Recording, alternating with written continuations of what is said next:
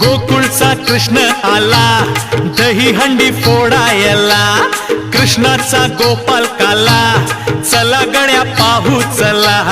गोकुळचा कृष्ण आला दही हंडी फोडायला, कृष्णाचा गोपाळ